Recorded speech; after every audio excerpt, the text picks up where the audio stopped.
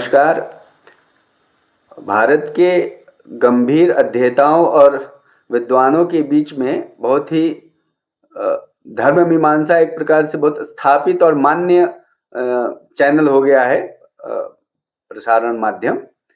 और इस पर जिस तरीके की विद्वतापूर्ण चर्चाएं होती हैं वो एकेडमिक्स के लोगों के बीच में और विद्वानों के बीच में भी बहुत चिंतन और चर्चा का विषय बनता है। आज से धर्म मीमांसा पर हम एक नई वार्ता श्रृंखला शुरू कर रहे हैं। इस वार्ता श्रृंखला का शीर्षक होगा, नाम होगा संघ काल में विश्व और भारत का इतिहास। इसको हम संघ काल के इतिहास के रूप में भी जानेंगे। जैसे इतिहास को अलग अलग कालखंडों में बांटा गया है, वैसे वर्ष 1925 से लेकर 2024 के बीच का जो इतिहास है उसमें सामाजिक इतिहास, राजनीतिक इतिहास, आर्थिक इतिहास, सांस्कृतिक और दुनिया में जितने प्रकार की घटनाएं घटी हैं उसका भारत पर क्या प्रभाव पड़ा और भारत में जिस तरीके से संगठनों का विकास हुआ, विशेषकर राष्ट्रीय स्वयंसेवक संघ की स्थापना होती है, स्थापना के पहले की क्या पृष्ठभूमि रही है, उस पर हम आज बात करेंगे। आज की वार्ता धर्म मीमांसा के दर्शकों और श्रोताओं के लिए बहुत ही सुपरिचित नाम है प्रोफेसर रामेश्वर मिश्र पंकज जी। लेकिन जो नए दर्शक और नए श्रोता जुड़ेंगे या देखेंगे उनके लिए थोड़ा सा परिचय इस प्रकार का है कि जो भारत की ज्ञान परंपरा है उसके जो कुछ ख्यात नाम है, विख्यात नाम है, चर्चित नाम है, स्थापित नाम है, उसमें प्रोफेसर रामेश्वर मिश्र पंकज जी का बहुत ही महत्वपूर्ण नाम है। और आप लेखक हैं, आप विद्वान हैं, आप मनीषी हैं और समसामयिक राजनीतिक विषयों से लेकर ऐतिहासिक और दुनिया के जो बहुत सारे महत्वपूर्ण विषय हैं उस पर भी आपकी बातें विद्वतापूर्ण और बहुत ही एक अलग प्रकार का एक विचार होता है। तो मैं आज प्रोफेसर रामेश्वर मिश्र पंकज जी से निवेदन करूंगा कि संघ की स्थापना की क्या पृष्ठभूमि रही है, संघ की स्थापना क्यों होती है, क्योंकि उसके पहले भी हम देख रहे हैं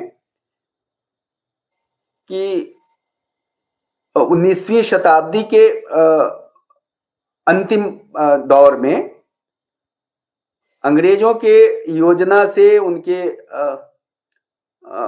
प्रयासों से कांग्रेस की स्थापना होती है। और उसके बाद भी हम देखते हैं कि हिंदू महासभा जैसे संगठनों की स्थापना हो रही है। फिर राष्ट्रीय स्वयंसेवक संघ की स्थापना की कैसे होती है, उसकी पृष्ठभूमि क्या है, उसका औचित्य क्या है, उसकी आवश्यकता क्या है, इस पर आप थोड़ा प्रकाश डालें प्रोफेसर पंकज जी। नमस्कार। बहुत महत्वपूर्ण प्रश्न है और अपने देश को, अपने देश की तत्कालीन परिस्थितियों को और वर्तमान परिवेश को भी जानने के लिए ये बहुत आवश्यक है। आपका जो प्रश्न है वो बहुत महत्वपूर्ण है। तो एक तो हमें उस समय की स्थिति को भारतीय ढंग से अच्छे से देख लेना चाहिए, क्योंकि ज्यादातर क्या होता है कि जो विशेषकर 15 अगस्त 1947 के बाद बच्चों को पढ़ाया गया विश्वविद्यालय में, महाविद्यालय में इतिहास के नाम पर, वो एक तरफा प्रोपेगेंडा था, सत्य नहीं था। लेकिन अब थोड़ा सोशल मीडिया का दौर आया है और तकनीकी प्रगति हुई है, तो लोग चाहें तो जो जिज्ञासु होंगे वो विश्व के बारे में काफी कुछ जान सकते हैं। हालांकि उसमें भी विवेक आवश्यक है। तो मैं जो बोलूंगा वो, यद्यपि मैं राष्ट्रीय स्वयंसेवक संघ का तृतीय वर्ष शिक्षित स्वयंसेवक भी हूँ, लेकिन उसके साथ मैं जो बोलूंगा वो उस रूप में संघ के समर्पित स्वयंसेवक की तरह है नहीं देखना चाहिए, क्योंकि मैं अपने आप को भारत का एक बौद्धिक व्यक्ति ही मानता हूँ मुख्यतः। और अपनी जिज्ञासा में मैंने अपने समय के सभी आंदोलनों का बहुत अध्ययन किया और 2-3 आंदोलनों के बहुत निकट रहा। तो इसलिए मैं एक बौद्धिक के नाते एक भारतीय दृष्टि से कैसे देखेंगे इसी दृष्टि से बताऊंगा। तो 1925 में राष्ट्रीय स्वयंसेवक संघ की स्थापना परम पूजनीय डॉक्टर केशव बलिराम हेडगेवार जी ने की। क्योंकि ये जानना आवश्यक है, क्योंकि उस समय की देश की परिस्थिति क्या थी। तो इसके पहले देश में अंग्रेज जो छाए हैं उसका थोड़ा सा बहुत संक्षेप में स्मरण कर लेना चाहिए कि 1857 तक तो भारत में ब्रिटिश शासन आया नहीं था। ईस्ट इंडिया कंपनी के लफंगे छल प्रपंच से जगह-जगह राज्य हथिया रहे थे। फिर अब यहाँ ये प्रश्न अवश्य उठेगा कि अगर वो लफंगे थे, दुराचारी थे, अनैतिक थे, तो उनको सफलता कैसे मिली? तो जैसे किसी गुंडे बदमाश को तात्कालिक सफलता मिल जाती है, उसी प्रकार उन्होंने धोखा देके, जैसे भारत में बहुत परंपरा से बहुत ही समृद्ध व्यापार रहा, उस समय भी भारत का विश्व से व्यापार हो रहा था जब वो आए अंग्रेज, तब भी 19वीं शताब्दी ईस्वी के आरंभ में भी भारत के बहुत से व्यापारी दुनिया में जगह-जगह अपना सामान बेच रहे थे। रोम में भी, इधर बहुत दूर-दूर तक, मिस्र में भी, रोम में भी, यवन प्रांत में भी। तो इसलिए एक भारत में परंपरा रही थी बहुत ही श्रेष्ठ नैतिक आचरण की। तो कोई व्यापारी बन के आया है तो उसे महाजन कहते भी हैं हमारे यहाँ व्यापारियों को, मतलब श्रेष्ठ आचरण वाला, क्योंकि भाई उसे व्यापार करना है, वो कोई लफंगागिरी थोड़ी करनी है, तो वो कुछ नीति नियमों का पालन करेगा, ये मानकर शुरू में ईस्ट इंडिया कंपनी के व्यापारी बनकर आए बदमाशों को लोगों ने तरजीह दी, लोगों ने संरक्षण दिया, और विशेषकर मुस्लिम नवाबों से सबसे पहले उन्होंने शुरू किया। और भारत के लोगों को पता नहीं था कि ऐसे भी कोई झूठे, इतने बदमाश, इतने गए गुजरे मनुष्य भी होते हैं। पूरी तरह एक पूरा कोई समूह ही इतना अनैतिक होगा, ये नहीं पता था। व्यक्तिगत रूप से कोई कोई बदमाश होता है, लेकिन हर समाज में भले लोग भी होते हैं, ये विश्वास था। इंग्लैंड के समाज में भी भले लोग थे, लेकिन यहाँ जो आए वो प्रायः लफंगे, दुष्ट और छिनैती डकैती में माहिर लोग थे। तो धोखा खा गए, फिर उन्होंने बहुत सारा वाकजाल फैलाया। फिर भारत में जो मुस्लिम नवाबों की हिंदू राजाओं से और हिंदू संपन्न लोगों से बार-बार झड़पें होती थीं, क्योंकि ये बहुत ही अनैतिक आचरण करते थे। तो इससे उसका लाभ उठाते हुए वो क्रमशः बढ़े। तो ये जो था, ये धोखाधड़ी का मामला था। ईस्ट इंडिया कंपनी में न तो कोई वैसा गुण था जिसे हम लोग गुण मानते हैं व्यापार के लिए, न कोई नैतिकता थी। उसका बड़े प्रमाण है, स्वयं इंग्लैंड में जो वारेन हेस्टिंग्स और क्लाइव पर मुकदमा चला, उसमें जो अभियोग लगाए हैं, हिंदी में भी उसकी पुस्तक छपी है, वारेन हेस्टिंग्स का मुकदमा प्रयाग से। आप पढ़ लें तो आप चकित रह जाएंगे कि ये किसी कंपनी का गवर्नर जनरल था या कोई लफंगा, डकैत और बदमाश था। इस प्रकार के आरोप लगे हैं वहां। उसको बहुत ही चरित्रहीन, नीच स्वयं ब्रिटिश संसद ने कहा है, ब्रिटेन की संसद में। तो इसलिए हम जो कह रहे हैं उसका ऐतिहासिक और अभिलेखीय प्रमाण है कि ईस्ट इंडिया कंपनी के लोग जो आए थे वो व्यापारी के वेश में आए और डकैत, छिनैत और अनैतिक लोग थे। तो वो उसको जो सफलता मिली वो धोखाधड़ी की सफलता थी। और कुछ तो आपस में जो विशेषकर मुस्लिम नवाबों और हिंदू जागीरदारों में जो मतभेद थे, उसका कई जगह उन्होंने लाभ उठाया। अच्छा, वो किसी गिनती में नहीं थे, क्योंकि भारत का व्यापार बहुत समृद्ध था, बहुत विशाल था। तो ये क्या व्यापार करते थे? शुरू में केवल काली मिर्च का किए, फिर लौंग, इलायची, मसालों का करने लगे, कुछ तंबाकू का करने लगे। तो शुरू में लोगों को लगा कि हमारे भारत के विशाल व्यापार की तुलना में इनकी गिनती क्या है? आप अगर भारत का वास्तविक आर्थिक इतिहास पढ़ें या एंगस मेडिसन को ही देख लें, उसने धोखाधड़ी की है, भारत को कम करके दिखाया है, तो भी ये स्पष्ट है कि उस समय 19वीं शताब्दी ईस्वी में भी भारत विश्व के समृद्ध देशों में से एक था। ये तो स्वयं उनका कहना है जो कि पक्षपातपूर्ण अध्ययन करते हैं।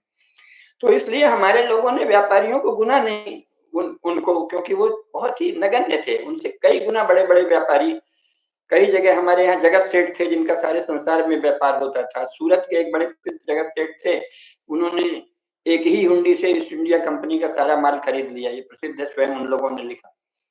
और जाहिर है कि एक दिन में कई हुंडियां तो वो काटते होंगे, और एक दिन में इतनी हुंडी थी तो साल भर में पता नहीं कितनी हुंडियां थी। तो ईस्ट इंडिया कंपनी की क्या हैसियत हुई? एक दिन की कई हुंडियों में से एक हुंडी से ईस्ट इंडिया कंपनी का सारा माल खरीद लिया। तो इसलिए उसकी उपेक्षा कर दी। इसलिए ये नहीं कहना समझना चाहिए कि हम गाफिल थे या गफलत थी, बल्कि ये कि नगण्य कोई बदमाश आ जाए पहले हाथ जोड़ते हुए, और फिर हम उसको थोड़ी जगह दे दें, फिर वो अचानक छापामारी करे या हमारे घर में घुस जाए, उस तरह की हरकत थी। तो 1857 तक उनकी कोई हैसियत नहीं थी। लेकिन इस बीच उनके मार्फत बहुत सारे ब्रिटिश शासन के जासूस और अन्य लोग भी आ गए थे, और उन्होंने भारत के राजाओं से दोस्ती कर ली थी और उनको आश्वासन दिया था कि हम आपको, दोनों तरफ आश्वासन दिया था। हिंदू राजाओं को यह आश्वासन दिया कि हम आपको मुसलमानों से निपटने में मदद करेंगे, हमारी मदद कीजिए। और मुस्लिम नवाबों को दिया कि हम तुम्हारी हिंदुओं से रक्षा करेंगे। तो छल पूर्वक ब्रिटिश शासन तैयारी कर रहा था और इसलिए एक बहाना बना के उनको लोग मार के भगा रहे थे। ईस्ट इंडिया कंपनी को तो मार के भगा ही देते। तो ब्रिटिश शासन ने इस अफवाह का सहारा लिया कि साहब हमको खबर लगी है कि सारे ही अंग्रेज और सारे यूरोपीय लोगों की हत्या हो रही है 1857 के स्वतंत्रता संग्राम सैनिकों के द्वारा। एक बहाना था, उसकी तैयारी पूरी थी। इसका प्रमाण ये है कि 1 नवंबर 1858 को रानी विक्टोरिया ने जब घोषणा की, जो सारे देश में डुग्गी पीट-पीट कर सुनाई गई उनकी घोषणा, तो उसमें कहा गया कि भारत के राजाओं से हमारी संधि है और वो संधि ये है कि हम उनके उत्तराधिकार के नियमों में, उनके राज-काज के कारोबार में किसी प्रकार का हस्तक्षेप नहीं करेंगे।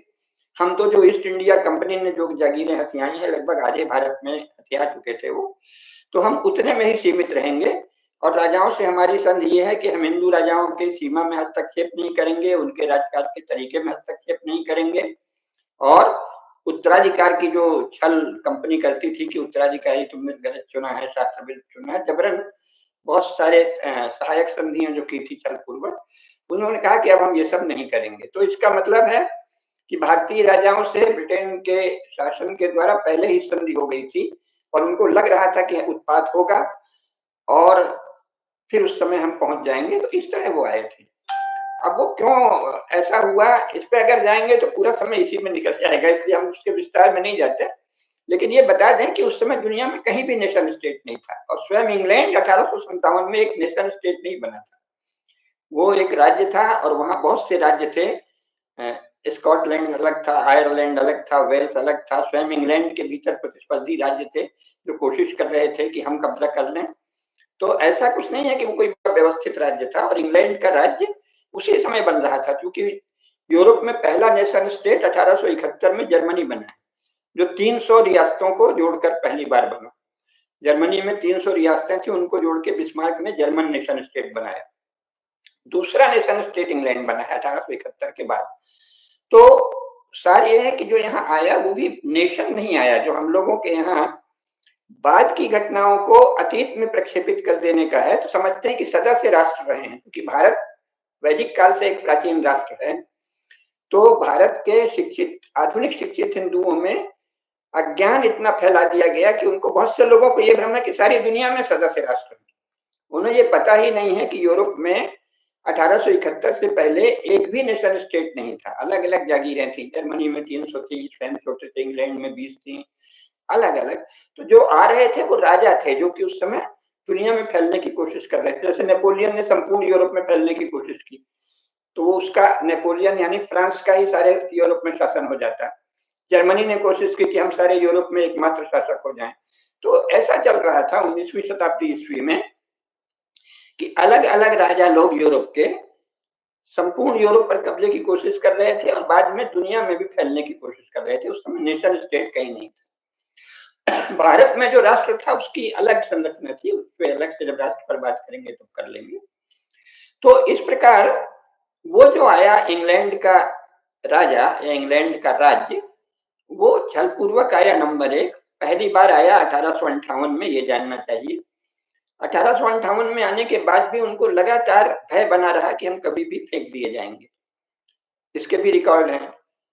बीच में एक सवाल है, प्रश्न है कि जो कंपनी के लोग आए जिनके बारे में हम लोग कह रहे हैं कि छल और प्रपंच और धूर्तता से उन्होंने भारत के शासन हथिया लिया या राजाओं को पराजित कर दिया, तो थे नहीं, जागीरें हथिया ली, जागीरें हथिया ली। तो उसमें क्या, इसके पीछे क्या कारण था कि क्योंकि भारत में भी शासन प्रशासन की एक लंबी परंपरा रही, सब प्रकार की विद्याएं रही हैं यहाँ पर, चाहे वो गुप्तचर विद्या हो या लोगों के छल प्रपंच को जानने समझने की विद्या रही हो और प्रक्रिया भी रही है। इसके बावजूद भी अगर उस समय के राजे रजवाड़े, नवाब या जो कोई भी रहे होंगे, और जैसा आपने बताया कि व्यापार भी बहुत उन्नत किस्म का था, तो न तो व्यापारी उनके छल प्रपंच को समझ पा रहे हैं, या कोई लापरवाही होगी या उदासीनता होगी, या जो राजे रजवाड़े थे वो भी अगर कंपनी के लोगों के छल प्रपंच को नहीं समझ पा रहे, तो ये एक बड़ी कमी होगी मुझे लगता है कि उस समय की, या कुछ और बात थी। कमी तो थी। अपने भारतीय शास्त्रों के अनुसार इसे काल प्रवाह कहते हैं, उस समय मति फिर जाती है। किसी कारण से काल प्रवाहवश कुछ ऐसा घटित हो गया, क्योंकि कोई उसका स्पष्टीकरण नहीं है। स्पष्टीकरण आदमी अपनी बुद्धि से ढूंढता है, संतोषप्रद नहीं है।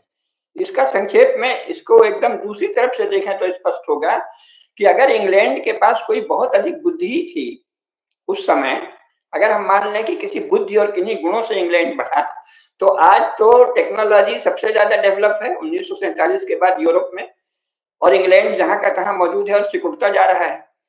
इसका अर्थ है कि अगर उनमें कोई विशेष गुण होते तो वो गुण अब कहाँ गए, इसका भी अध्ययन करना चाहिए, है ना। अब तो उनके पास साइंस और टेक्नोलॉजी की ताकत पहले से कई गुना बढ़ गई है, उस समय तो थी भी नहीं। तो इसको काल प्रवाह कहते हैं, लेकिन फिर भी काल प्रवाह कहने से संतोष नहीं करना चाहिए। अगर बौद्धिक स्तर पर हम लोग बुद्धि वाले हैं तो बौद्धिक स्तर पर समझेंगे, अध्यात्म वाले आध्यात्मिक स्तर पर।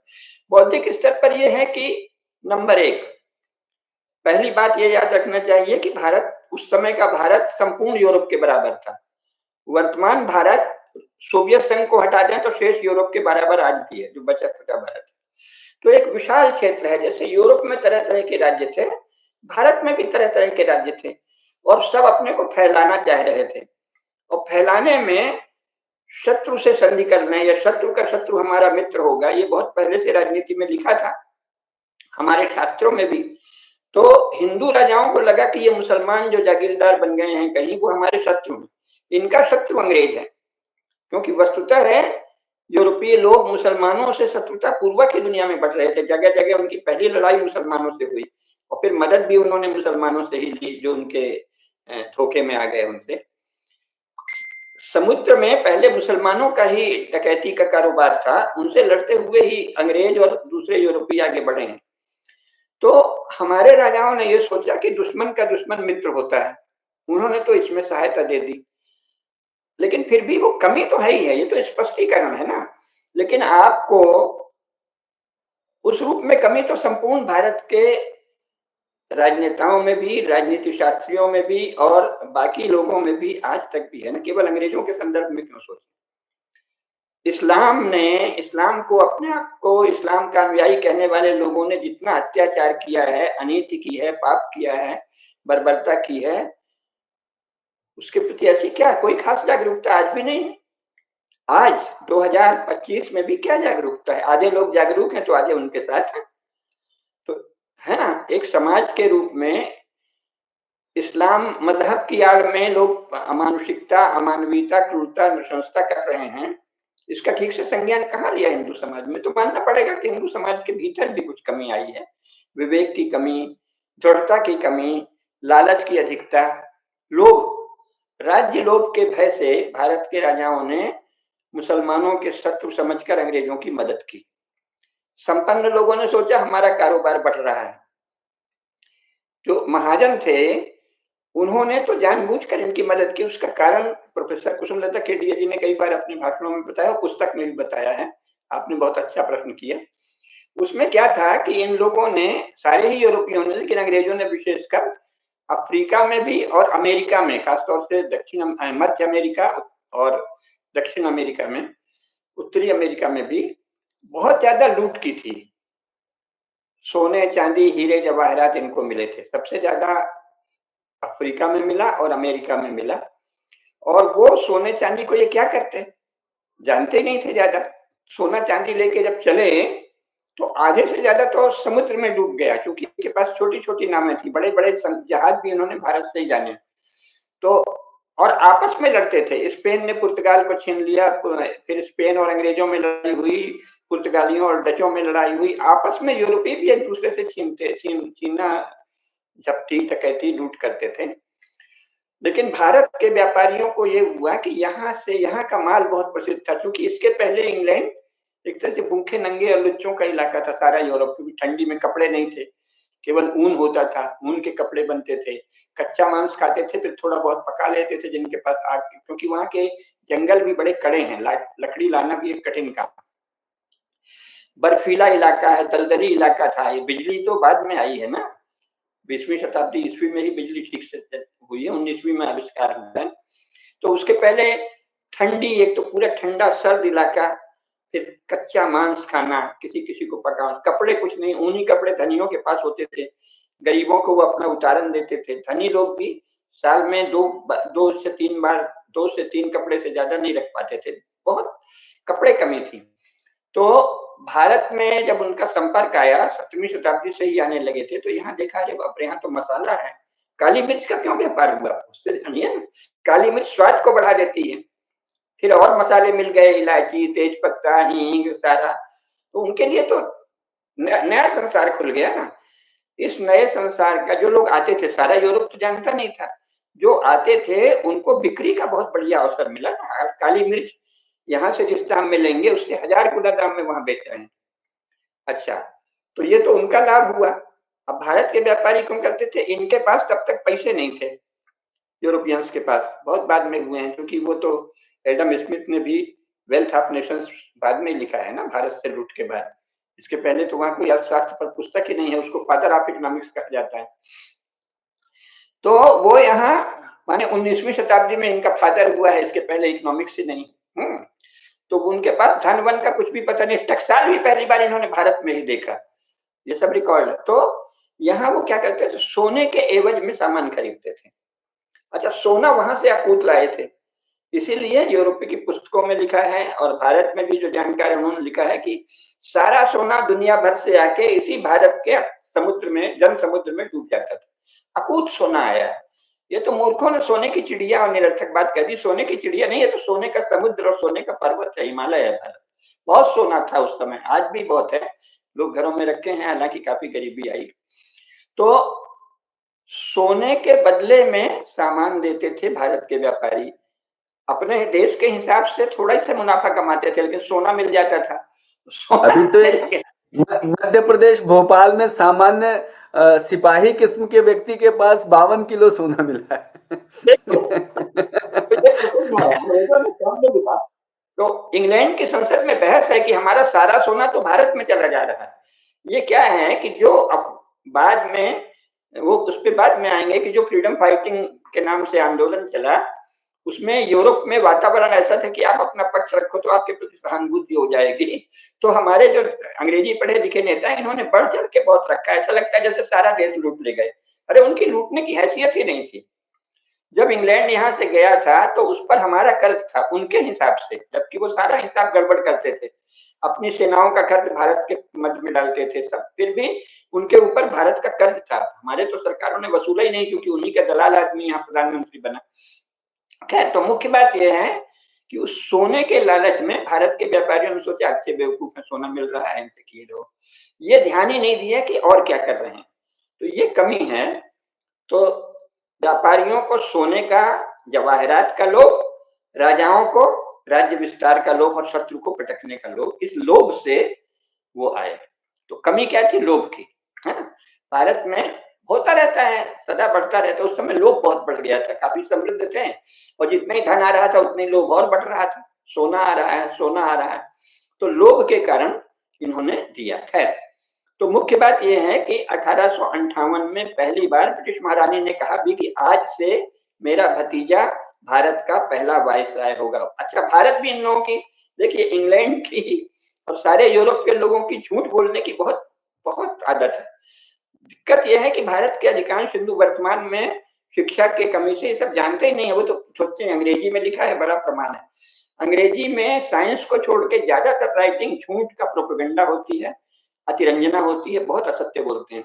जैसे आधे भारत में उसको जागीर मिल गई तो उसको भारत की महारानी कह दिया गया 1911 में। अरे, तू भारत की महारानी कैसे हुई? सारा भारत तो बचा हुआ है ना। तो ये क्या है? झूठ बोलना, अपने को बढ़ चढ़ के कहना। शुरू में भी ईस्ट इंडिया कंपनी वाले, कलकत्ता में 3 गांव मिल गया तो बोलने लगे कलकत्ता हमारा है। मुंबई एक छोटा सा द्वीप था, वहां आए तो बोले सारा महाराष्ट्र हमारा। झूठ बोलना, अपनी डींग मारना। कई बार इसके कारण ईसाइयों और मुसलमानों दोनों में अतिरंजना और झूठ की बहुत ज्यादा आदत है। अब वर्तमान में वहां थोड़ा परिष्कार आया है, जब दुनिया को देख लिए। तो 1858 में, 1 नवंबर 1858 को रानी ने घोषणा की कि आज से मेरा भतीजा में हमारे हिस्से के भारत का पहला वायसराय होगा। इसके पहले जो थे वो कंपनी के महाप्रबंधक थे, यहाँ तो अभागे लोग भारत का गवर्नर जनरल पढ़ाते हैं, वारेन हेस्टिंग्स और क्लाइव को। वो ईस्ट इंडिया कंपनी के गवर्नर जनरल यानी मैनेजर थे, प्रबंधक थे, पहली बात। तो पहला गवर्नर जनरल आधे भारत का बना है 1858 में। खैर, तो 1858 के बाद भी उन्हें भय था कि हम मारपीट के भगा दिए जाएंगे, तो उन्होंने तेजी से शुरू की। जैसा आपने शुरू में बताया कि कांग्रेस की स्थापना हुई। तो कांग्रेस की स्थापना कैसे हुई? पहले वो एक सरकारी कलेक्टर था, एओ ह्यूम, है ना, ब्रिटिश शासन में ऑफिसर था, और उसने बहुत सी गोलियां चलवाई थी, किसानों को मारा था, लूटा था, बहुत अत्याचारी था। उसको भेजा है। तो कांग्रेस के तो जो वर्तमान में कांग्रेस बनी, उसकी तो नींव में ही भारतीयों की हत्या है, भारतीयों के रक्त से बनी है तथाकथित अखिल भारतीय कांग्रेस, ये जानना चाहिए, है ना? लेकिन क्या था कि बड़ा देश, हमने बताया ना, यूरोप के बराबर है, और राज्य अलग अलग थे, और अचानक अंग्रेजों ने अपना प्रोपेगेंडा शुरू किया, तो उसके कारण एक हिस्से के लोगों को दूसरे हिस्से के बारे में पूरी जानकारी नहीं होती थी। तो 1858 के बाद गौरक्षणी सभाएं बनी, आर्य समाज बना, इन सब से भी अंग्रेज घबराते थे। अंग्रेजों ने माने इतने डॉक्यूमेंटेशन में भी इतने छली थे कि उनका एक गुप्तचर विभाग की एक शाखा है, ठगी एवं डकैती शाखा, बकायदे ठगी एवं डकैती शाखा में उस समय के सारे उन महात्माओं को ठग और डकैत कहा गया है, जिसमें दयानंद भी शामिल हैं, जो अंग्रेजों के विरुद्ध कोई धार्मिक भाव जगाते थे। बहुत सारे स्वामियों का, मेरी पुस्तक है सांस्कृतिक अस्मिता की प्रतीक वो माता, उसमें हमने बताया है। हमने उसमें लंदन के सीधे इंडिया ऑफिस के रिकॉर्ड्स दिए हैं। तो वो घबराते थे, घबरा कर वो अंग्रेज कांग्रेस की स्थापना कराई। तो अब मुख्य बात है, आप जो अपना मुख्य प्रश्न है, क्या हुआ कि जब परम पूजनीय डॉक्टर केशव बलराम हेडगेवार जी बड़े हुए, तो एक तो वो कोलकाता पढ़ने गए, कोलकाता पढ़ने गए तो उनका क्रांतिकारियों से संपर्क हुआ। अब दो तरह के लोग थे, संक्षेप में इसको जानना चाहिए। एक तो क्रांतिकारी थे, यानी जो परम देशभक्त, प्रचंड देशभक्त, जिनको लगता था कि ये कहाँ के आ गए, ये तो आउटसाइडर हैं, स्ट्रेंजर हैं, ये बाहरी अजनबी लोग हमारे देश में कर क्या रहे हैं ललमुए बंदर से, तो उनको मार के भगा रहे थे। लेकिन दूसरी ओर जिस कारण से ईस्ट इंडिया कंपनी सफल हुई, आपके प्रश्न का महत्व यहाँ है, जिस कारण से व्यापारियों और राजाओं ने ईस्ट इंडिया कंपनी को महत्व दिया, उसी लोभ से, ऐसा नहीं है कि ये समझना चाहिए कि सारा देश एकजुट था, आज भी नहीं है उतना एकजुट जैसा चाहिए। एकजुट होने के लिए विशेष प्रयास करना पड़ता है, और उस समय भी नहीं था। जो समाज के जो लोग थोड़ा बढ़ जाते हैं किसी क्षेत्र में, उनमें लालच जग जाता है। तो बहुत से लोग जो अंग्रेजी शिक्षा पा रहे थे, उनमें भी ये लालच आ गया, जैसे राजाओं में आया था कि अंग्रेजों से दोस्ती कर लो, तो इनमें भी आ गया कि इनसे मित्रता कर लो। ये जानना चाहिए कि कांग्रेस में वो लोग जा रहे थे ज्यादातर जो अंग्रेजों से मैत्री करके, और ये संकेत मिल गया था मांटेमिल्लो सुधार के बाद, और विशेषकर प्रथम महायुद्ध के बाद ये निश्चित हो गया था कि अंग्रेज आगे पीछे जाएंगे, क्योंकि प्रथम महायुद्ध के पहले इन्होंने वादा किया था कि अगर आप हमारे लिए सैनिक भर्ती कर दो, क्योंकि ये तो जर्मनी इनको पीटे दे रहा था, भारत के मत्थे जीते हैं, हमको अपने भारत से सैनिक भर्ती कर लेने दो, तो हम बाद में आपको स्वायत्त शासन दे देंगे। फिर दिया नहीं, वो तो झूठ की आदत है, लेकिन देश का इतना वातावरण बढ़ रहा था, तो कांग्रेस में वो लोग जा रहे थे जिनको ये आशा बन गई थी, जो इंग्लैंड हो आए थे, वहां की पोल जानते थे, ये जानते थे कि भारतीयों के सामने ये कुछ नहीं है, लेकिन अपने देश के लोगों से ये सब उतना बता नहीं रहे थे, ये भी कमी है। तो ये समझ में आ गया था कि इनको तो जाना ही है। प्रथम महायुद्ध के बाद अंग्रेजों की विदाई लगभग तय हो गई थी, लेकिन ये थोड़े से लोग जो जागरूक थे और जो इंग्लैंड जाते आते थे और जो खूब पढ़ते थे। अब यहाँ संघ की बात आती है।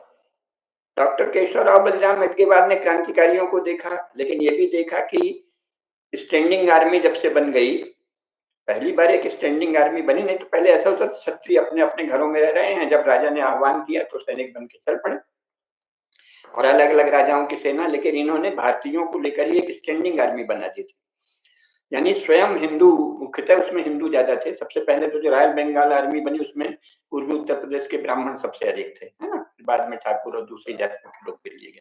तो भारत के लोगों को लेकर एक स्टैंडिंग आर्मी बन गई है, ये डॉक्टर साहब को पता था।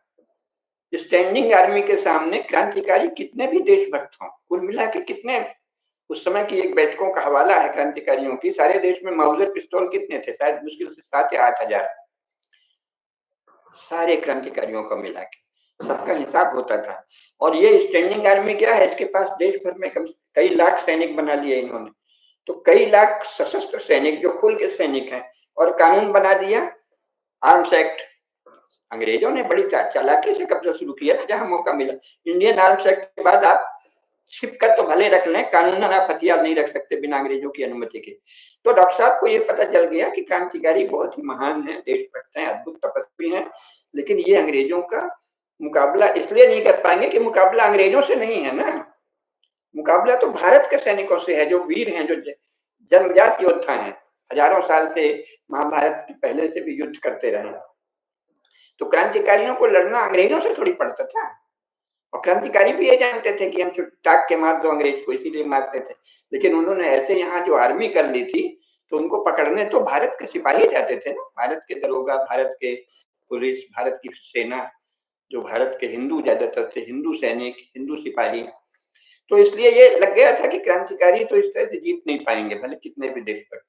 तो इसलिए जो अच्छे तेजस्वी लोग भी थे, ये जानते हुए कि कांग्रेस अंग्रेजों के दलालों की संस्था है, सोचे कि इस समय जो आपातकाल है, क्रांतिकारिता से हम सफल नहीं हो सकते। जब इन्होंने स्टैंडिंग आर्मी, एक राजनीतिक कदम था ना, एक राजनीतिक अभियान कर दिया स्टैंडिंग आर्मी बना के, तो अब उससे हम क्रांतिकारिता से नहीं जीत सकते, तो साथ में आंदोलन वाला रास्ता अपनाना पड़ेगा। इसलिए लोकमान्य तिलक, लाला लाजपत राय, विपिन चंद्र पाल, लाल बाल पाल जिन्हें कहते हैं, वो लोग भी कांग्रेस में गए। तो कांग्रेस में दलाल लोग भी खूब बड़ी संख्या में गए, इस लालच से राय बहादुर लोग और पुराने जो लंदन पलट नेता थे वो गए।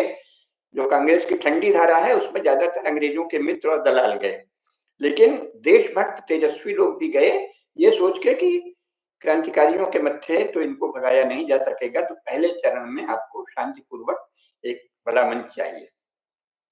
तो कांग्रेस में इसीलिए कोलकाता से लौटकर डॉक्टर साहब कांग्रेस के सदस्य भी बने, प्रांतीय समिति के सदस्य थे महाराष्ट्र, विदर्भ की, है ना, और दिल्ली सत्याग्रह में भी उन्होंने भाग लिया।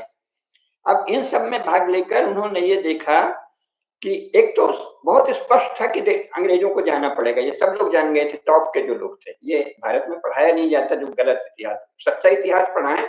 तो अंग्रेज पहली बार से ही भयभीत थे। प्रथम महायुद्ध के बाद उन्होंने, उनकी हिम्मत टूट गई थी और वो समझ गए थे कि यहाँ से जाना तो पड़ेगा, पर हो सके तो अपने दलालों को सत्ता देके जाओ। तो शीर्ष में जो तैयारी होती है सदा पहले से होती है ना, आप तो हर संगठन में भी है, संगठन जैसे आरएसएस ही है, तो उसका शीर्ष नेतृत्व जो फैसला करेगा, निम्न स्तर तक स्वयंसेवकों को कई बहुत समय बाद पता चलेगा। तो देश की राजनीति में भी जो शीर्ष लोग थे उन्हें पता चल गया था कि अंग्रेजों को जाना पड़ेगा। तो फिर ये था कि कौन करेगा देश के लिए। तो डॉक्टर साहब का ये शब्द है, मौसमी देशभक्त तो बहुत हैं जो जेल जाने को तैयार हैं, लेकिन स्थायी देशभक्ति ऐसे लोग सब हर आदमी तो नहीं होगा, लेकिन जिनमें देशभक्ति की विशेष भावना है, ज्वलंत भावना है, ऐसे लोगों को चुना जाए जो स्थायी रूप से देशभक्ति के जागरण के लिए काम करें। इसीलिए उन्होंने, जैसे उनसे कहा गया कि नागपुर में दंगा हुआ, दंगे में रात भर हिंदू मोहल्लों में भी लोग पहरेदारी करते थे, सब करते थे, तो अपने पास थे तो सभी लोग, अखाड़े थे। जब उनसे कहा गया कि अखाड़ा ही, अपन अखाड़ा भी चलाएं, तो उन्होंने कहा नहीं, अखाड़े नहीं चलाएंगे, जो अखाड़े चल रहे हैं उसी में स्वयंसेवक जाएं। यानी अलग से हमें नई संस्थाएं जो चल रही हैं उनकी नई शाखा नहीं करनी है, उसका पूरक है। तो राष्ट्रीय स्वयंसेवक क्या है, हिंदू समाज की जो सभी संस्थाएं चल रही हैं उसमें जो एक कमी है कि राष्ट्रभक्ति का स्थायी साधना का एक क्रम चले, उसके लिए उन्होंने इसी में थोड़ा सा एक और मैं व्याख्या चाहूंगा या स्पष्टीकरण कि उसके पहले हिंदू महासभा का गठन हो रखा है। बहुत ही तेजस्वी, जैसे बाल गंगाधर तिलक जैसे लोग हैं, सावरकर जी जैसे लोग हैं, उसके पहले महर्षि अरविंद की हमको एक परंपरा दिखती है। इन सब के होते हुए भी तो क्या ये राष्ट्रीय स्वयंसेवक संघ का कोई स्ट्रेटेजिक एक मूव था कि आपस में बात करके कि हिंदू महासभा भी काम करे अपने तरीके से, और उसके साथ साथ राष्ट्रीय स्वयंसेवक संघ और उसके जैसे और भी संगठन खड़े हों, ताकि जो अंग्रेजों का एक छल प्रपंच नुमा, और उसमें जो अपने भारत के भी कई लोग थे, जैसा आपने बताया कि लोभ के कारण कांग्रेस में जा रहे हैं, किसी और भी अपने हित के कारण कांग्रेस में जा रहे हैं, तो ये राष्ट्रीय स्वयंसेवक संघ और हिंदू महासभा और ऐसे तमाम सारे, जिसको हम कहते हैं कि गरम दल के, कई कांग्रेस में भी गरम दल के थोड़े लोग थे। तो इनका कोई एक स्ट्रेटेजिक मूव था या कोई आपसी मतभेद के कारण ये नए नए संगठनों का निर्माण हो? नहीं, गरम दल में जो लोग थे वो तो सब देशभक्त लोग थे, जिसे गरम दल इसीलिए कह दिया उन्होंने। हिंदू महासभा मुख्यतः एक राजनीतिक दल था और राष्ट्रीय स्वयंसेवक संघ राजनीतिक दल नहीं है ना, ये फर्क है। तो पूरक है, जैसा मैंने बताया ना, जैसे कोई अखाड़ा पहले से चल रहा है तो नया अखाड़ा नहीं खोला, तो हिंदू महासभा चल रही है तो इन्होंने कोई नई हिंदू पार्टी नहीं बनाई। तो हिंदू महासभा का क्षेत्र सीमित था, राजनीतिक। और जो आधुनिक यूरोपीय किस्म की पार्टियां हैं, इनकी बहुत सीमाएं हैं। हम कल को भाजपा की भी जब सत्ता बहुत दिन रहेगी तो हम देखेंगे इन पार्टियों का गठन ही ऐसा हुआ है कि इसमें बहुत से विकार आ जाते हैं, क्योंकि ये भारतीय समाज की स्वाभाविक संस्थाएं नहीं है, ये तो यूरोपियन संस्थाओं की नकल है ना। इस तरह से पार्टियां जो भी चल रही हैं, जो आदर्शवादी पार्टी है वो भी यूरोपीय संस्थाओं की नकल ही है ना, संविधान भी उसी की नकल में बना। तो इन्होंने तो ये सोचा ना कि पूरक, वही जो आपने कहा कि भाई ये सब तो चले ही, गरम दल से सबसे घनिष्ठ संबंध इन्हीं का था। गरम लोकमान्य तिलक के बहुत से अनुयायी जो हैं वो डॉक्टर साहब के बहुत निकट थे और उन्होंने शुरू में संरक्षण भी दिया अनेक लोगों ने। सबसे ज्यादा सहयोग लोकमान्य तिलक के अनुयायियों ने ही दिया राष्ट्रीय स्वयंसेवक संघ को। तो इस प्रकार, और डॉक्टर मुंजे वगैरह ने दिया है ना। डॉक्टर मुंजे तो इनके एक तरह से अग्रज और मार्गदर्शक ही थे। तो ये क्या है, एक कमी है इसमें। ये नहीं है कि हम कोई पार्टी बना के सारे देश की हर संस्था को छा लेंगे। डॉक्टर साहब का ये उद्देश्य कभी नहीं था कि राष्ट्र जीवन के हर क्षेत्र में बस हमारा स्वयंसेवक रहे और कोई न रहे, ये नहीं था। उनको ये था कि ये जो कमी है, कमी क्या है उनका सब था मौसमी देशभक्ति की बजाय स्थायी देशभक्ति की साधना चले। तो देशभक्ति की साधना इस रूप में कहीं नहीं चल रही थी। हिंदू महासभा राजनीतिक रूप से देशभक्ति की बात कर रही थी ना, लेकिन देश का विचार करें, देश के संपूर्ण इतिहास में जो गौरवशाली महापुरुष हुए हैं उनका स्मरण करें, हर क्षेत्र का, कलावंत, गुणवंत, संगीतज्ञ, शास्त्रज्ञ, गणितज्ञ, वैज्ञानिक, वीर, धनुर्धर, राजा, रानी, सभी का तो स्मरण करते, संत, महात्मा, योगी, दार्शनिक, जितनी भी एक विशाल श्रृंखला है उन सब का स्मरण निरंतर करने का एक क्रम चले, अर्थात जिनके मन में सारा भारत हर क्षण जागृत हो। और ये आवश्यक नहीं है कि जो आदर्श सोचा जाए वो नीचे तक हर व्यक्ति में हो जाए, लेकिन जो प्रमुख लोग थे शुरू में वो ऐसे ही लोग थे जिनके चित्र में, मस्तिष्क में सारा भारत दिखता था, भारत का इतिहास, संपूर्ण भारत दिखे। तो ऐसे लोगों की एक बहुत बड़ी मंडली कह लीजिए, एक बहुत बड़ा समूह आवश्यक है। वो देश में हर जगह उत्प्रेरक का काम करेगा, सब संस्थाओं में भी। और शुरू में यही हुआ, संघ की उपस्थिति से बाकी संस्थाओं को भी बल मिला, कांग्रेस के भी जो देशभक्त लोग थे उनको संघ से बल मिलता था। तो संघ की स्थापना क्यों हुई? नंबर एक, देशभक्त की निरंतर साधना करने वाले एक संगठन की अत्यंत आवश्यकता थी। पहले जो था वो धर्म से काम चल जाता था, क्योंकि राजा लोग थे, राजा अपना राज्य कर रहे हैं, राजधर्म निभाते थे और शेष सबको अपने अपने स्वधर्म का पालन करना था। लेकिन अंग्रेज कम से कम आधे भारत में तो राजाओं का राज्य खत्म कर चुके थे ना, बाकी राजाओं से भी संधि हुई थी। तो ये इस बात की पूरी शंका थी कि राजा पता नहीं कब तक रहेंगे, नहीं रहेंगे, और राजा लोग भी अंग्रेजों से प्रभावित भी हो रहे थे। तो इसलिए वो जो पुरानी परंपरा थी, समाज की जो पुरानी संरचना थी वो बदल रही थी, ये इन्होंने देख लिया। अभी तो काल प्रवाह है, बदलती ही है। तो जब पुरानी संरचना बदल रही है तब राष्ट्रभक्ति की साधना का एक संगठन आवश्यक है, यानी एक विशेष ऐतिहासिक कालखंड है, उसमें इसकी अत्यंत आवश्यकता थी। और भगवान की कृपा से, महाकाल की कृपा से डॉक्टर साहब उसके निमित्त बने और ये घटित हुआ। तो इसकी आवश्यकता थी, क्योंकि इसका विकल्प कुछ नहीं है। संघ ने जो काम किया है वो काम करने वाला और कोई संगठन इस अवधि में नहीं है। और पहले ऐसे संगठन की आवश्यकता नहीं थी, पहले संरचना दूसरी है। सन्यासी अपना काम कर रहे हैं, ब्राह्मण अपना काम कर रहे हैं, क्षत्रिय अपना काम कर रहे हैं, वैश्य अपना काम कर रहे हैं। लेकिन अब तो समाज एक पिघलाव की स्थिति में लगातार बन रहा है, बिगड़ रहा है। तो ऐसे संक्रमण कह लीजिए, परिवर्तनशील स्थिति में संघ की बहुत आवश्यकता थी और वो भगवान ने चुन लिया। भगवान ने डॉक्टर हेडगेवार को माध्यम बनाकर, भारत माता ने अपने एक सपूत का माध्यम बनाया और एक बहुत बड़ी कमी की पूर्ति हो गई। तो संघ की स्थापना का ये उद्देश्य।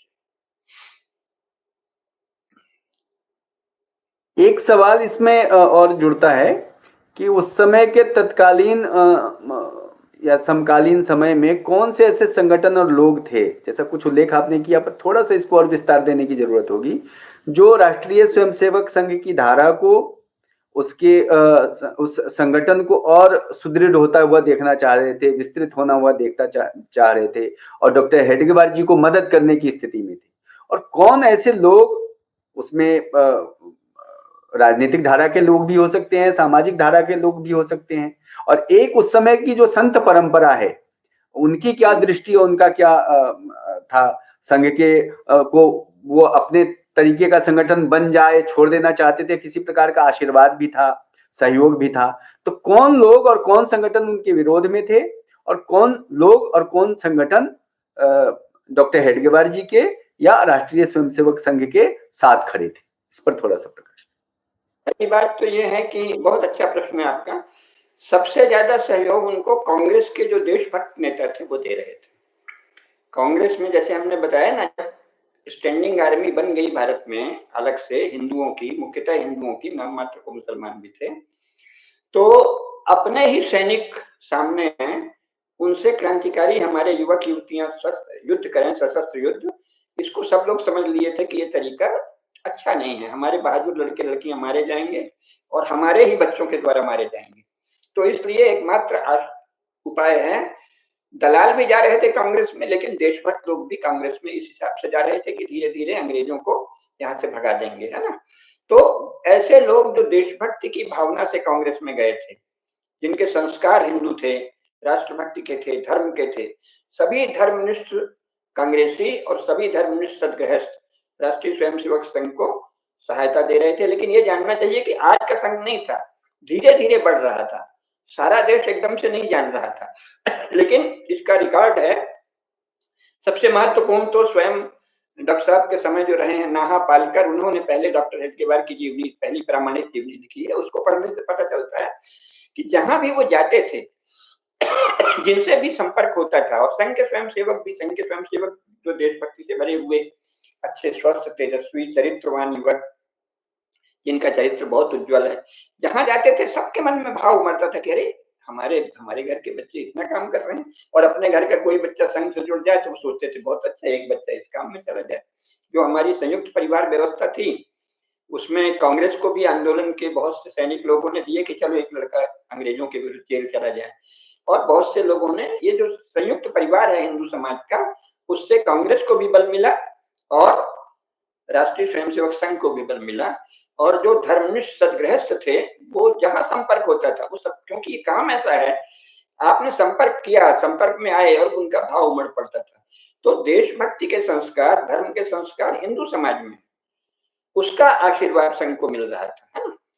और ऐसा नहीं है कि संघ ने देशभक्ति के संस्कार जगाए, नहीं, उसने उनको एक सूत्र में पिरोने का काम किया, संगठनबद्ध किया।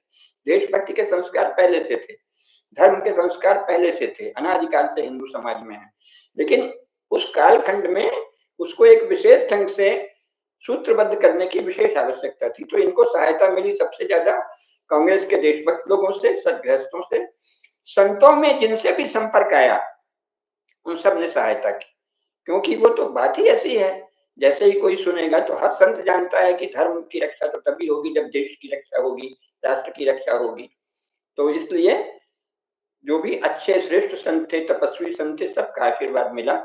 और कांग्रेस का, और विरोधी कौन है? विरोधी सबसे ज्यादा वो हैं जो इंग्लैंड में पढ़कर आए थे और जिनका बपतिस्मा हो गया था। हमारे बहुत से लोगों को आज भी नहीं पता, जो कैम्ब्रिज और ऑक्सफोर्ड दोनों है, वो चर्च के संगठन है, चर्च के ही केंद्र है। और वहां एक टेम्पल होता है, इनर टेम्पल। टेम्पल का अर्थ मंदिर हमारे यहाँ उन्होंने, अंग्रेजों ने चला दिया, और सब लोग बोल रहे हैं ये गलत अनुवाद है। मंदिर को अंग्रेजी में भी मंदिर लिखना चाहिए, जैसे धर्म अब शब्द अंग्रेजी में आ गया है, न्यू ऑक्सफोर्ड इंग्लिश डिक्शनरी में धर्म शब्द अलग से आ गया है। रिलीजन कोई नहीं कहता, कोई भी अंग्रेजी का असली जानकार धर्म को धर्म कहता है, रिलीजन नहीं कहता। रिलीजन शब्द की एंट्री अलग है, धर्म की अलग है। उसी प्रकार मंदिर अलग है, टेम्पल अलग है। तो जो इनर टेम्पल में जिनका तो अंग्रेजी में देश का नाम भी बदल देते हैं, लोगों का नाम बदल देते हैं, सब कर दिया उन्होंने, भारत को इंडिया कर दिया। उसको आप ठीक करेंगे, हम लोग, भारत की भावी पीढ़ी, आप लोग सब ठीक करेंगे। तो मंदिर जो है वो अलग है। जिन्होंने टेम्पल में दीक्षा ली, यानी वहां बपतिस्मा होता है, बाकायदा एक पादरी आता है, वो बपतिस्मा देता है, तो उसमें से जो लोग वहाँ के भोग और उस सब के आकर्षण से ईसाई मानसिकता से प्रभावित हो गए थे। बहुत से ऐसे थे जो नहीं गए लंदन तो भी अब ईसाई हो गए थे, जैसे कि ब्रह्म समाज, प्रार्थना समाज, ये सब बना, सुधार करने की बात करने लगे मिशनरियों की तरह। तो सबसे ज्यादा विरोध उन लोगों ने किया जो आधे अंग्रेज हो गए थे या आधे ईसाई हो गए थे लंदन जाके, नए नए। इसके अतिरिक्त जो एक विशेष किया कि 1925 में राष्ट्रीय स्वयंसेवक संघ की स्थापना हुई, 1925 में ही कम्युनिस्ट पार्टी ऑफ इंडिया की स्थापना हुई। पहले कम्युनिस्ट पार्टी की पहली बैठक ताशकंद में हुई, सोवियत संघ के संयोजन में, सोवियत संघ माने कम्युनिस्ट नेताओं के संयोजन में, जिसमें भारत के अवनी राय वगैरह भी थे, एमएन राय जो बाद में कहलाए, रजनी पाम दत्त भी थे और कुछ अंग्रेज भी थे, है ना, और कुछ ऐसे बंगाली थे जिनकी पत्नी अंग्रेज थी, और फिर शेष मुसलमान थे। पहली जो कम्युनिस्ट पार्टी की स्थापना बैठक हुई है उसमें सबसे अधिक संख्या मुसलमानों की थी। 7 मुसलमान थे और 2 बंगाली थे और 4 अंग्रेज थे। तो इन्होंने कम्युनिस्ट पार्टी बनाई। तो कम्युनिस्ट पार्टी बनी ही इसीलिए थी कि भारत से भारतीयता को नष्ट कर दो पूरी तरह, क्योंकि वो कम्युनिस्ट इंटरनेशनल का सेकंड कम्युनिस्ट इंटरनेशनल का प्रस्ताव ही है कि समाजों में प्रॉपर्टी, संपत्ति और परिवार संस्था को आक्रमण करो। जब संपत्ति की संस्था विचलित हो जाएगी, विकसित हो जाएगी और परिवार संस्था विकसित हो जाएगी तो क्रांति करने में, यानी अपने लफंगों को भर्ती करने में सुविधा होगी। तो वो कम्युनिस्ट सब कर रहे थे। 1925 में फिर कानपुर में विधिवत बैठक हुई सत्यभक्ति ने। कम्युनिस्ट पार्टी में भी ऐसा है, कुछ सज्जन भी शुरू में गए, जैसे सत्यभक्त जी से मैं मिला हूँ व्यक्तिगत रूप से, काफी दिनों साथ रहा है हरिद्वार में शांति कुंज में। तो वो तो साधु आदमी थे, जैसे संघ का कोई प्रचारक होगा। तो ऐसे लोग भी गए जिन्होंने सुन लिया था कि 1917 में कोई मजदूरों की क्रांति हो गई है, जिन्होंने देखा कुछ नहीं था, तो भावनावश गए। फिर धीरे धीरे उसमें लफंगे कम्युनिस्टों ने कब्जा कर लिया। खैर, तो कम्युनिस्ट जो कि इंग्लैंड के द्वारा और सोवियत संघ के द्वारा साथ साथ शुरू से भारत में कम्युनिस्ट 2 जगह से एक समान रूप से पोषित रहे हैं, एक अंग्रेज और एक सोवियत संघ। सोवियत संघ और अंग्रेजों की मिली जुली जायज बौद्धिक संतान कम्युनिस्ट है ना, वर्ण संघ, यानी इनके 2 पिता हैं, इंग्लैंड और सोवियत संघ। तो वो बहुत विरोध, वो तो मतलब वो तो खड्गहस्त थे, वो तो आज भी हैं, उस समय भी थे। तो कम्युनिस्ट पार्टी और इसके साथ कम्युनिस्ट पार्टी के प्रभाव से ही कुछ समाजवादी लोग हो गए। तो समाजवादियों में भी 2 धारा हो गई। समाजवादियों की एक धारा वो थी जो शुरू में जयप्रकाश नारायण, नरेंद्र देव वगैरह थे, तो वो लोग मार्क्स को महत्वपूर्ण मानते थे और इसलिए वो संघ को दकियानुस मानते थे। संघ या जो भी हिंदू संगठन, हिंदू महासभा, हिंदू धर्म को, हिंदू समाज को। आप उसका एमएन राय की पुस्तक पढ़िए, एमएन राय की पुस्तक आप पढ़ें, और अगर आप थोड़े भी देशभक्त हैं या निष्पक्ष हैं, देशभक्त भी नहीं है, तो आपका खून खौल जाएगा। वो इतनी निर्लज्जता से लिखता है कि भारत में इस्लाम ने क्रांति की, इस्लाम से पहले ये मरा हुआ देश था, मरा हुआ समाज था, और अब अंग्रेज आए हैं, ये इसको क्रांति कर रहे हैं, इसके बाद कम्युनिस्ट आएंगे और क्रांति करेंगे। तो ये देशद्रोही लोग हैं शुरू से। तो ऐसे देशद्रोही राजनीतिक लोग संघ को खूब शत्रु मानते थे शुरू से, जिनके नेता जवाहरलाल नेहरू। तो मुझे लगता है कि आज लगभग 45 मिनट से ऊपर हो गया, तो लोगों को सुनने और देखने की भी क्षमता बहुत सीमित होती जा रही है, कम होती जा रही है। और जब गंभीर बात हो, जिसमें चुटकुले नहीं हो, मनोरंजन नहीं हो, तो वो बात तो उनको और भी थोड़ा सा कठिन होता है उनके लिए। तो मुझे लगता है कि हम छोटी छोटी श्रृंखला में बड़ी बड़ी बातें कर पाएंगे, और ये लोगों के लिए भी, श्रोताओं और दर्शकों के लिए भी अच्छा होगा।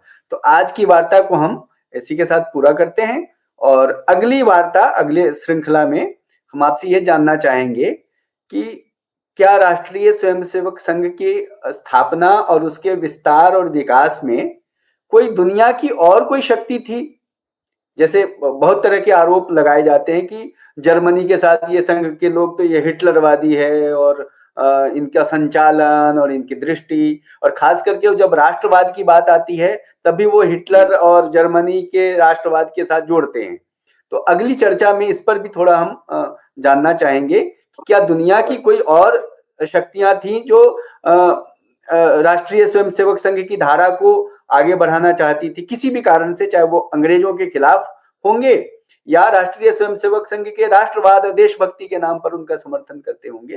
तो आगे की चर्चा हम इस विषय पर, मुद्दे पर करना चाहेंगे। बहुत बहुत धन्यवाद। बहुत ठीक है।